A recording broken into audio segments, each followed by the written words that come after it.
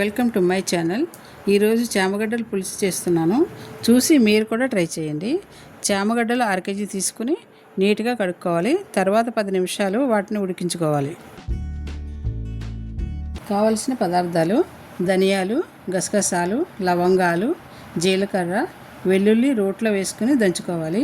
లాస్ట్లో వెల్లుల్లి వేసి దంచి తీసుకోవాలి. ఇప్పుడు ఉడికించిన చామగడ్డల పైన తొక్క తీసుకుని రౌండ్గా కట్ చేసుకోవాలి.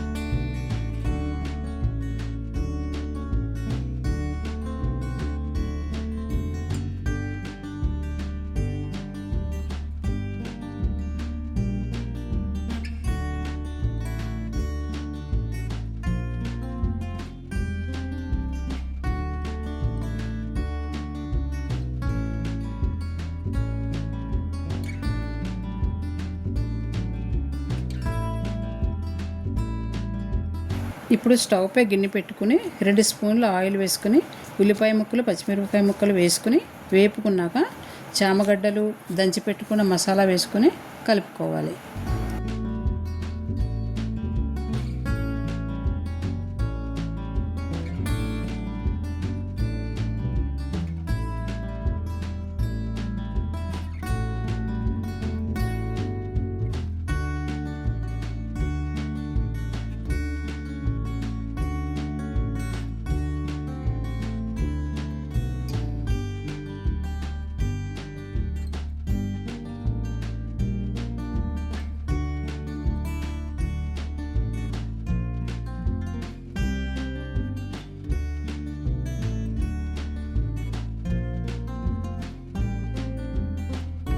తర్వాత నిమ్మకాయ సైజు చింతపండు రసం తీసుకుని వేసుకున్నాక 1 గ్లాసు వాటర్ కూడా వేసుకుని 10 నిమిషాలు ఉడికించుకోవాలి.